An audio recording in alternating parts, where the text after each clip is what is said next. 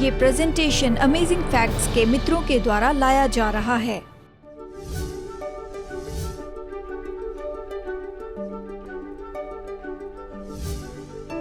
यूहन्ना बपतिस्मादाता ने कहा, मन फिराओ क्योंकि स्वर्ग का राज्य निकट है। 2000 साल पहले स्वर्ग का राज्य निकट था, तो क्या अभी भी स्वर्ग का राज्य निकट है? हाँ, बिल्कुल। मतलब अनंत जीवन आपकी पहुंच में है, लेकिन ये शुरू होता है पश्चाताप से। खैर मेरे दोस्तों, इस हफ्ते हम चर्चा कर रहे हैं उद्धार का विज्ञान। इसका अर्थ है नया जन्म पाना, और नया दिल पाना क्या है। यीशु ने लौदीकिया की कलीसिया को संदेश देते हुए कहा, और चलिए इसे पढ़ लेते हैं। आप ये पाएंगे प्रकाशित वाक्य अध्याय 3 वचन 17 में। तू कहता है कि मैं धनी हूँ, धनवान हो गया हूँ, मुझे किसी वस्तु की घटी नहीं, और ये नहीं जानता कि तू अभागा और तुच्छ और कंगाल और अंधा और नंगा है। इसलिए मैं तुझे सम्मति देता हूँ कि आग में ताया हुआ सोना मुझसे मोल ले कि तू धनी हो जाए, और श्वेत वस्त्र ले ले कि पहनकर तुझे अपने नंगेपन की लज्जा ना हो, और अपनी आंखों में लगाने के लिए सुरमा ले कि तू देखने लगे। मैं जिन जिन से प्रेम करता हूँ उन सबको उल्हाना और ताड़ना देता हूँ। इसलिए सरगर्म हो और मन फिरा। और आज के हमारे संदेश का यही शीर्षक है। हम यहाँ पर चर्चा करेंगे कि सच्चा पश्चाताप क्या है। देखिए, इसके पहले कि परमेश्वर पाप के दाग को धोए, आपको जानना पड़ेगा कि आपके वस्त्र पर दाग लगा है। ये तब होता है जब आप परमेश्वर की ज्योति के पास आते हैं। आप परमेश्वर के वचन में पढ़ते हैं, उसका वचन दीपक और ज्योति है। आप क्रूस पर यीशु की भलाई और महिमा को देखते हैं, और फिर वो हमारे जीवन पर प्रतिबिंबित होती है, और हम जानते हैं कि समस्या है। मैं एक छोटी सी कहानी आपको बताऊं। जब मैं छोटा लड़का था, लगभग 4.5 या 5 साल का था, अपने पिता के साथ सदर्न कैलिफोर्निया में रहता था। और फिर मेरे पिताजी के पास एक दिलचस्प इक्विपमेंट का पीस था। हॉलवे में उनके बेडरूम के पास जूते चमकाने की मशीन, आज भी हम इसे देखते हैं। वो एक क्रोम मोटर थी जिसमें वहाँ पर कारपेट पर पेडेस्टल था, और उसमें काला ब्रश लगा था एक तरफ, और दूसरी तरफ लाल रंग का ब्रश था। उनके पास तो लाल जूते नहीं थे जो दूसरी ओर से निकला था, और ऊपर में बटन था। और मेरे पिताजी दफ्तर जाने के पहले हॉल में आते, बटन दबाते, और फिर अचानक मशीन बड़ी रफ्तार से घूमती। सामर्थी मोटर थी और आवाज़ आती ज़्ज़। वो अपने पैर ऐसे घुमाते उस मशीन के नीचे और बंद करके दफ्तर चले जाते। एक बार मुझे उस मशीन से खेलना लगा। उस उम्र में मैं वहाँ पर बैठकर उसे ऑन किया। मैंने उसे बंद करने की कोशिश की, लेकिन हाथ को गर्मी लगी। मैं उसे रोक नहीं पाया। मोटर बहुत पावरफुल थी। दिलचस्प लगा क्योंकि मैं इसे ऑन ऑफ कर सकता हूँ। एक सुबह मैं सबसे पहले उठ गया। रविवार का दिन था, सब सो रहे थे, और उस समय सब सो रहे थे तो मैं हॉल में चला आया। कुछ मिनटों तक शू शाइन मशीन से खेला, उसे ऑन किया, ऑफ किया, ऑन किया, ऑफ किया।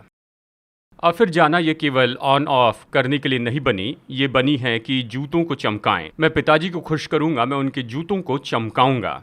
मैंने उनके बेडरूम का दरवाज़ा खोला, धीरे से उनके बेडरूम में गया। वो हमेशा दीवार के पास जूते रखते थे। उनके काले जूतों को उठाकर मैं हॉल में बाहर लेकर आया और उनका दरवाज़ा धीरे से बंद किया। मैं जूते चमकाने वाला था, फिर सोचा रुको एक मिनट। मुझे याद आया कि बाथरूम में सिंक के नीचे वहाँ पर शू पॉलिश है। तो मैं बाथरूम में गया और मैंने धीरे से कबर्ड खोला, और वहाँ पर शू पॉलिश की बॉटल रखी थी। और ये तो लिक्विड ग्रिफन शू पॉलिश थी। इसे एप्लीकेटर पर लगाना पड़ता था। उन दिनों में मुझे पता नहीं था। तो मैं सोचने लगा ये कैसे काम करेगा। काले जूतों के लिए निश्चय ये काले रंग की बोतल है, काला शू पॉलिश काले ब्रश पर लगाना होगा। तो मैंने इस एप्लीकेटर का ढक्कन खोला और भरपूर काला शू पॉलिश काले ब्रश पर मैंने लगा दिया, और फिर मशीन ऑन कर दी। और फिर कुछ भयानक हुआ। पहले तो मशीन बाउंस होने लगी क्योंकि बहुत सा पॉलिश एक साइड में था। संतुलन बिगड़ गया और मशीन उछलने लग गई, और उसकी रफ्तार भी बढ़ने लगी। ये सब कुछ बस कुछ ही पल में हुआ। स्पीड बढ़ी और उसने स्प्रे किया एक काला मेघ धनुष पूरे दीवार पर। और मेरे पिताजी ने दीवार पर एक स्पेनिश सोल्जर की पेंटिंग लगाई थी, उसके मुंह पर योड़ा ऊपर सीलिंग से नीचे कारपेट तक गिर गया। और जब ऐसा हुआ तो मैंने तुरंत बटन बंद कर दिया। मैं जानता था कि जूते इस तरह से शाइन नहीं किए जाते हैं। मैंने उस काले मेघ धनुष को देखा और सोचा अब तो मुझे सो जाना चाहिए। कोई अच्छा तरीका नहीं दिखा। तो मैंने वो सारी चीज़ें वहाँ उसी हॉल में छोड़ दी। मैं बेडरूम में गया और ऐसे दिखाने लगा कि मैं सोया हूँ। मेरे बेडरूम में मेरा भाई भी रहता था और सौतेला भाई हॉल में था। और फिर कुछ समय के बाद मैंने सुना कि मेरे पिताजी जाग गए हैं। उनके बेडरूम से मुझे कुछ आवाज़ आने लगी। मुझे पता चल गया पिताजी जागे। बेडरूम के दरवाजे के खोलने की आवाज़ आई और वो हॉल में आ गए और कुछ ऐसी आवाज़ सुनी जो पहले कभी नहीं सुनी थी। और उन्होंने कहा वो और फिर उन्होंने मेरा नाम पुकारा। उन्होंने कहा डगी। मैंने सोचा मुझे क्यों पुकार रहे, किसी ने मुझे नहीं देखा, किसी को पता नहीं चलेगा। और मैं कह देता शायद मेरे भाई ने किया या सौतेले भाई ने किया। और उन्होंने आकर बेडरूम का दरवाज़ा खोला, लाइट लगाई, कहा डगी। मैंने जवाब नहीं दिया। डगी। मैंने कहा यह गंभीर है। हाँ, मैं नींद से जागने का दिखावा कर रहा था। इधर आओ। तो मैं बिस्तर से धीरे से निकला और हॉल की ओर जाने लगा और मुझे दोषी महसूस हो रहा था। पूरे हॉल में जो काला रंग लगा था उसे दिखाते कहा, क्या तुम्हें इसके बारे में कुछ पता है? मैं सोचने लगा। मैं सच्चाई बताना चाहता था, सोचा बड़ी मुश्किल हो जाएगी, पूरी गंदगी फैली है। और फिर मैंने सोचा किसी ने मुझे नहीं देखा, इन्हें पता भी नहीं चलेगा कि मैं जिम्मेदार हूँ। तो मैंने कहा नहीं। उन्होंने कहा फिर पूछता हूँ, क्या तुम्हें पता है ये सब कैसे हुआ? झूठ बोलने के बाद में दूसरी बार झूठ बोलना आसान होता है। नहीं। कहा ठीक है। और फिर आराम से उस बेंच पर बैठ गए जो वहाँ पर हॉल में था। जब तक तुम सच न बोल दो तुम्हारी पिटाई होगी कहाँ। फिर उन्होंने मुझे अपने घुटनों पर ऐसे लिटा दिया और मेरे पिछले भाग में पीटने लगे। और जब वो मेरी पिटाई कर रहे थे मैं चीख रहा था, मैंने इसे नहीं किया, मैंने इसे नहीं किया, मैंने इसे नहीं किया। और जब इस तरह से पिटाई होती है तो हम सच बोल देते हैं, हाँ मैंने इसे किया, मैंने इसे किया है। और फिर उन्होंने मुझे बैठाया। उन्होंने कहा मैं तुम्हें इसलिए नहीं मार रहा हूँ, तुमने गलती की, इतनी गंदगी फैलाने के लिए भी नहीं मार रहा हूँ, लेकिन तुमने मुझसे झूठ कहा। अब रोना बंद करो, बाथरूम में जाकर मुंह धो लो। तो मैं रोते रोते बाथरूम में गया। मुझे याद है स्टूल पर चढ़कर मैं सिंक की ओर झुका और फिर मैंने आईने में देखा। मेरे पूरे चेहरे पर वो काला रंग लगा था और मैंने पिताजी की ओर देखकर कहा मैंने इसे नहीं किया, मुझे पता नहीं किसने किया। शायद कोई घर में आ गया होगा, चोर आया होगा, उसने आपके शू शाइन मशीन से खेला होगा। मुझे पता नहीं था किसे बेवकूफ़ बना रहा हूं। लेकिन जब मैंने आईने में देखा, जब बाथरूम का लाइट ऑन था, तो मैंने कहा मूर्ख। मैंने जोर से तो नहीं कहा, लेकिन बस यही सोचा। मैंने कहा मुझ पर हाय, मैं तो अभागा हूं। यही तो होता है जब कोई परमेश्वर की उस महान महिमा में आ जाता है, उसकी भलाई, शुद्धता और पवित्रता में, तो इसके परिणाम में हम अपने पाप देखते हैं। तो बस दो चुनाव है, परमेश्वर के करीब आ जाएं और हाँ उसकी ज्योति में आपके पाप प्रकट हो जाएंगे तो वो आपके पापों से आपको शुद्ध करेंगे, या फिर वापस उस अंधकार और अज्ञानता में चले जाएं। परमेश्वर की महिमा की ज्योति में आने से बिल्कुल न डरें। तो यह हमें लेकर आता है अगले कदम में कि सच्चा पश्चाताप क्या होता है। जब हम पाप और पश्चाताप की कहानी के बारे में देखते हैं तो बहुत से लोग दाऊद के उस सबसे बड़े पाप के बारे में देखते हैं जिसे दाऊद का महान अपराध कहते हैं। और खैर मैं आपको इस कहानी का पूरा विवरण तो नहीं बताऊंगा। हम सब जानते हैं दाऊद ने भयानक पाप किया था बैतशेबा के साथ। बैतशेबा का विवाह तो दाऊद के विश्वास योग्य सिपाही उरिय्याह से हुआ था। और फिर दाऊद ने बैतशेबा की परीक्षा की। उसने उसे छत से नहाते हुए देखा और उसे बुलाया, उसे आकर्षित किया और उसके साथ संबंध बनाए और वो गर्भवती हुई। और दाऊद वहाँ पकड़ा जाना नहीं चाहता था, तो इसके बजाय कि पश्चाताप करें उसने उसे ढांकने की कोशिश की, खुद को छिपाना चाहा। तो आखिरकार वो वहाँ पर हत्या करने के लिए भी तैयार हो गया, यानी अम्मोनियों की तलवार के द्वारा उसे मारा। उरिय्याह को आत्महत्या के मिशन पर भेजा कि वो युद्ध में मर जाए। और फिर बैतशेबा को बेटा होता है और दाऊद ने सोचा ठीक है, किसी को पता नहीं। ये भूल जाते हैं कि परमेश्वर से नहीं छिप सकते, परमेश्वर सब देखते हैं। फिर नाथान भविष्यवक्ता वहां आता है और दाऊद को एक चरवाही का दृष्टांत बताता है कि उसके पास बस एक भेड़ थी जिससे पूरा परिवार प्यार करता था। पड़ोसी तो धनी था, उसके पास हजारों भेड़ें थी। उस बड़े धनी के घर कोई मेहमान आता है और वो धनी इसकी इकलौती भेड़ ले लेता है, उसे मारकर अपने मेहमान को खिलाता है। नाथान जब ये कहानी बताता है तो दाऊद बहुत ही क्रोधित हो उठता है। उसने कहा उस व्यक्ति को मरना होगा, उसे दाम चुकाना होगा।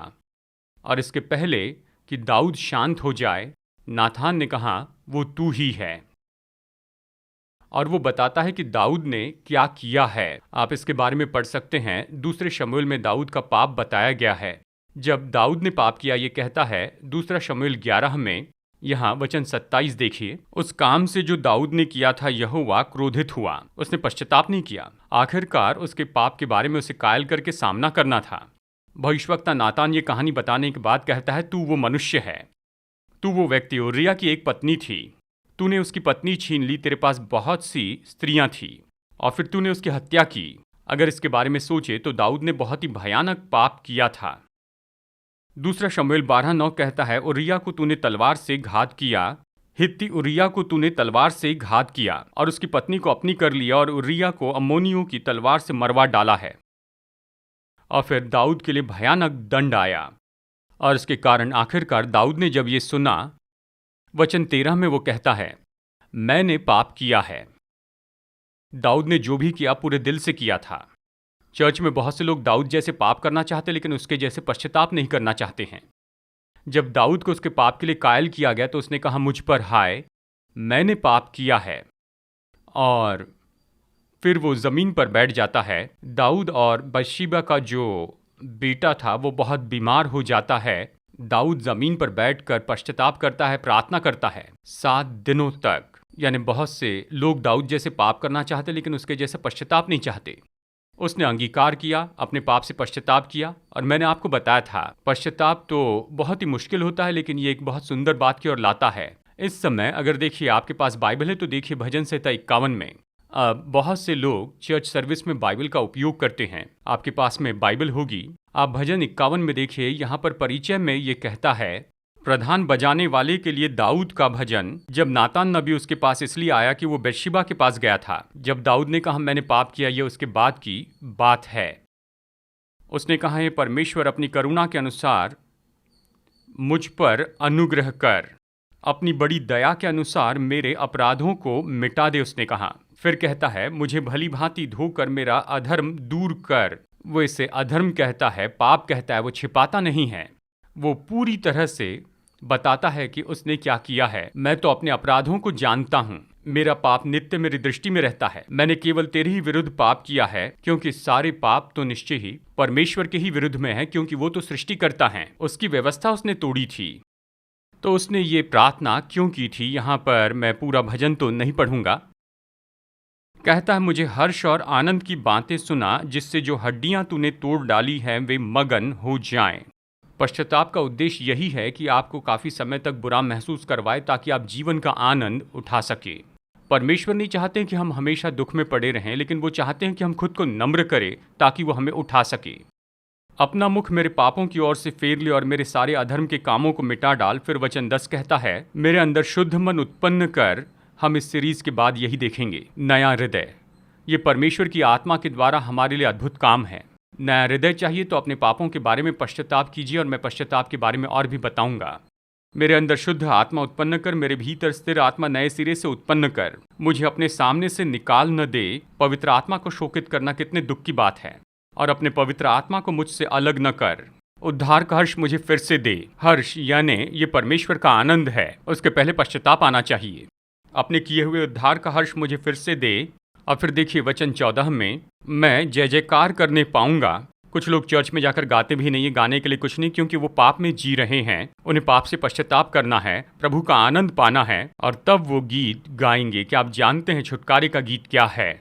लेकिन चर्च में बहुत से लोग गाते हैं, redeem how I love to proclaim. उन्होंने छुटकारा नहीं पाया तो वो गीत भी नहीं गा सकते हैं। लेकिन जब हम क्षमा प्राप्त करते हैं और हम जानते हैं कि उसने हमारे पापों से हमें शुद्ध किया, तब मैं तेरे धर्म का जय जयकार करने पाऊंगा। हे प्रभु, मेरा मुंह खोल दे, तब मैं तेरा गुणानुवाद कर सकूंगा। हम में आनंद होगा, हमारे पास गीत होगा, हम स्तुति करेंगे। पश्चाताप भारी विषय है, पर यह आनंद के जीवन की ओर ले जाता है।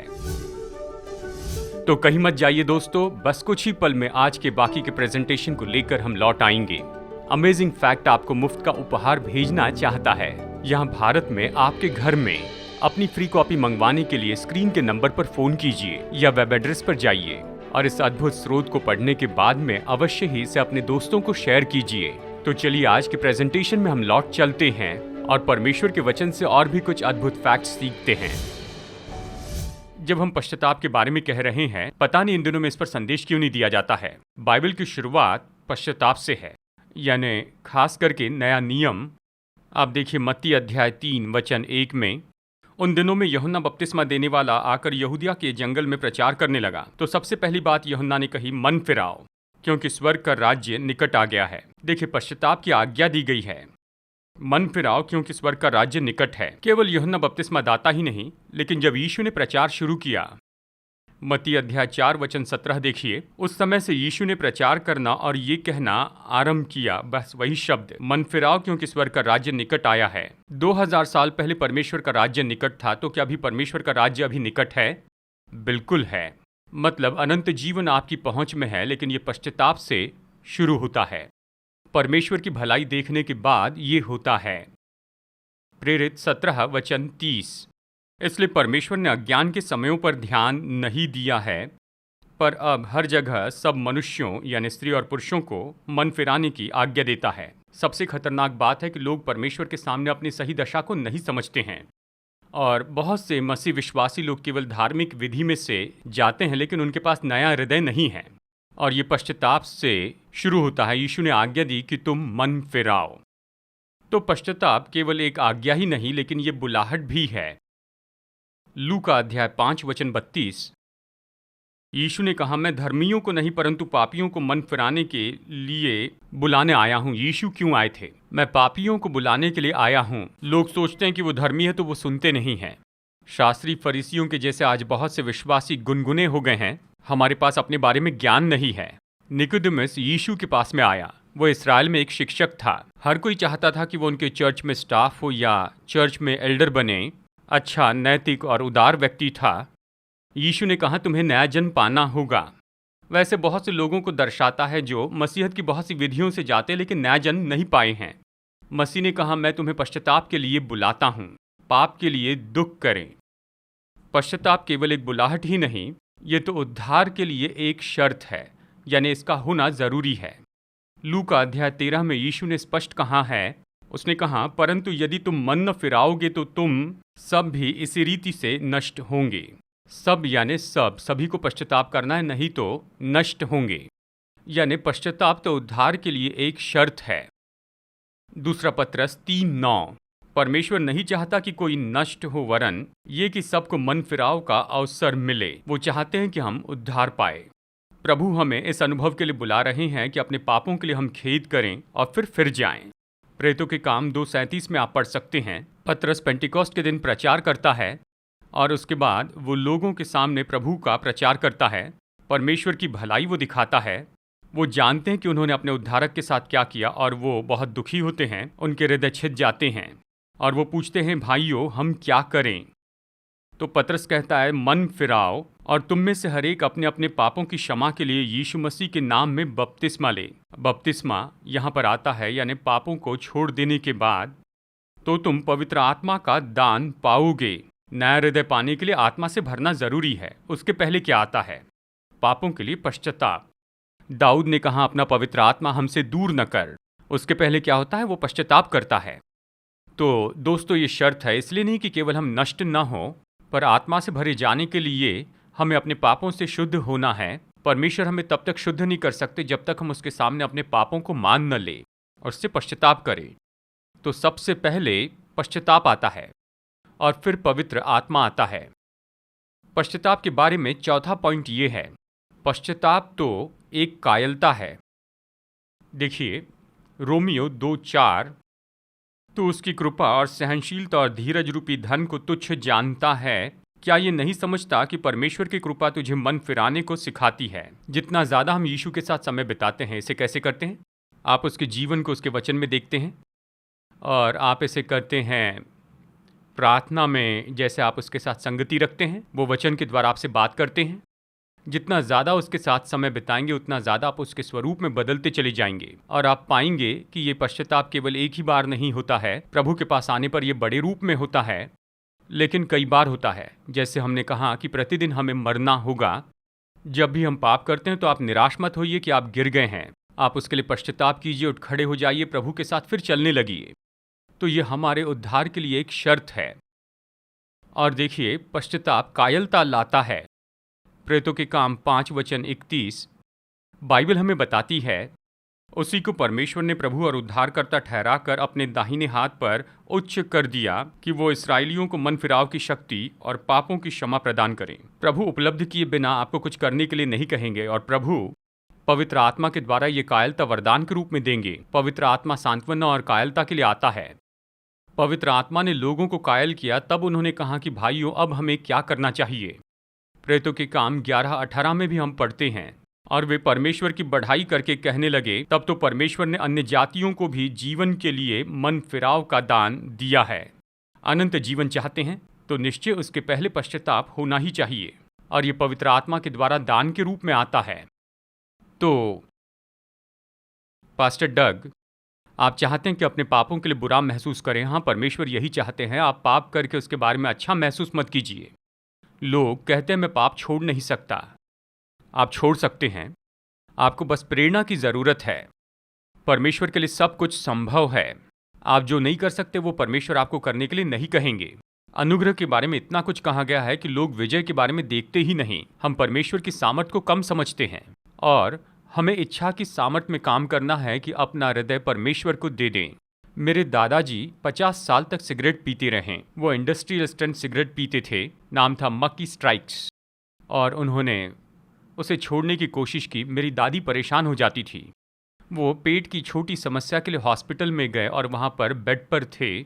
उनकी बगल में दूसरे व्यक्ति थे, और उस व्यक्ति का स्मोकिंग के कारण जो कैंसर हुआ था उसके कारण वॉइस पार्ट निकाल दिए गए थे। मेरे दादा ने कहा, अपने बगल के बिस्तर पर मैंने उन्हें देखा कि सिगरेट पीने से उनके गले में छेद हो गया था, और सिगरेट पीते समय उसके गले के छेद से धुआं निकलता। और तब मेरे दादा ने कहा बस यही ज़रूरत थी। उन्होंने सिगरेट पीना बंद कर दिया, सिगरेट फेंक दी, और 93 साल तक जिए। तो यह अद्भुत है कि आप क्या करना चाहते हैं। परमेश्वर के प्रेम के लिए जो अच्छा उद्देश्य है, और अनंतकाल के विनाश से बचने के लिए। और अगर आप सच में विश्वास करते हैं, लोग कहते हैं कि मैं विश्वास करता हूँ, मैं विश्वास करता हूँ। विश्वास करते हैं तो आप बदलाव लेकर आएंगे। पश्चाताप तो एक चुनाव है। प्रेरितों के काम 3:19, इसलिए मन फिराओ और लौट आओ कि तुम्हारे पाप मिटाए जाएं। पश्चाताप हमारे पापों को मिटाने के लिए बहुत जरूरी है। आगे कहता है, जिससे प्रभु के सम्मुख से विश्रांति के दिन आए। बैप्टिस्ट चर्च के सामने एक साइन था कि अभी पश्चाताप करें और भीड़ से बचें। यीशु के आने पर सब पश्चाताप करेंगे, लेकिन बहुत देरी हो जाएगी। अब पश्चाताप का समय है कि पवित्र आत्मा से भरकर उद्धार पाए।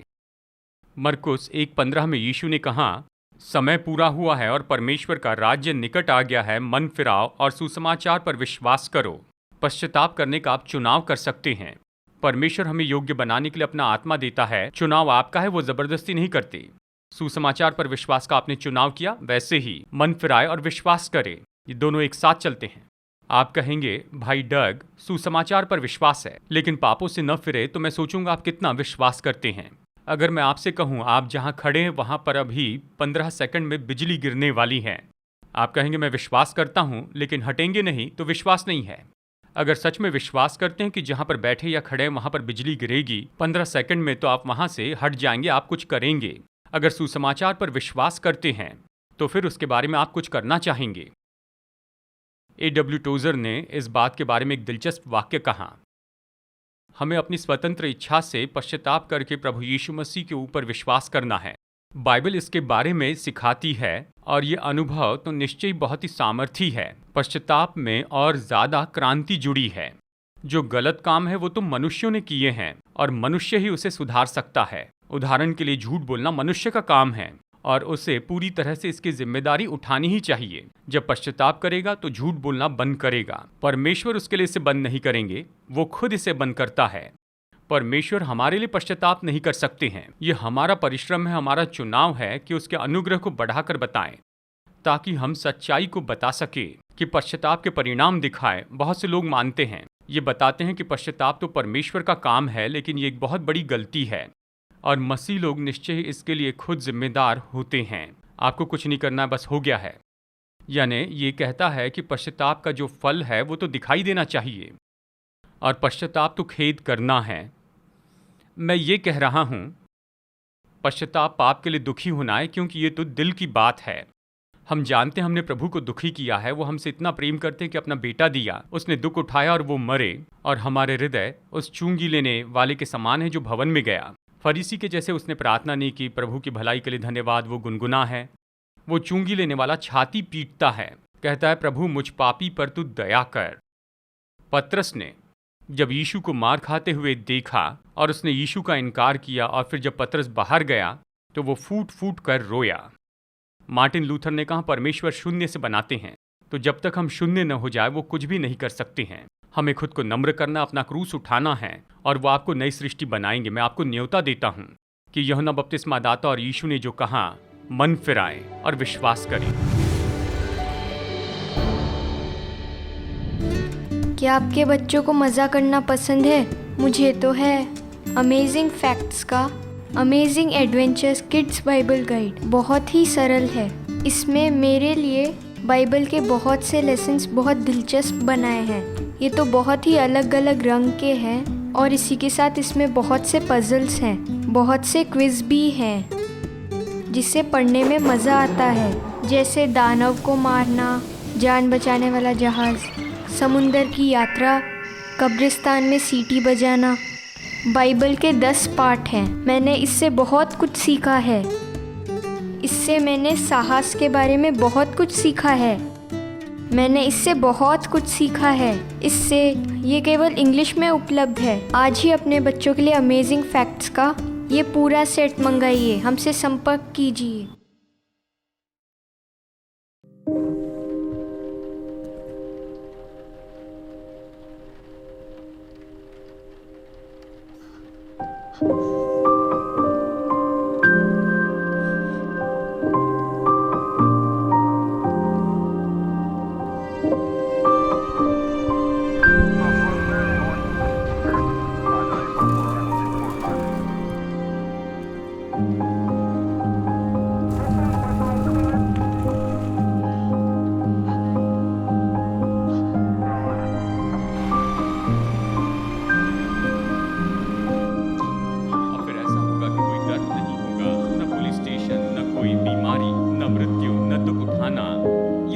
बात है दोस्तों, हमारे संसार का ये दुख तो परमेश्वर की योजना के अनुसार नहीं था।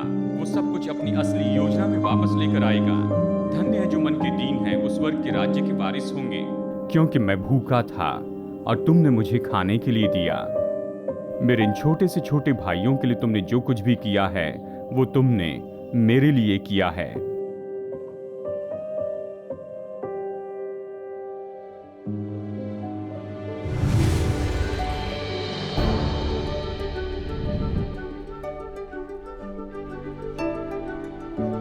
आज के फ्री ऑफर को मंगवाइए, ये आपके लिए एक आशीष है। जैसे हम सुसमाचार लोगों तक ले जा रहे हैं, आपकी भेंटों के लिए आपका धन्यवाद। आशा है आप अगले हफ्ते जुड़ जाएंगे। जैसे हम वचन की गहराई को देखते हैं, हम और भी अमेजिंग फैक्ट्स देखेंगे।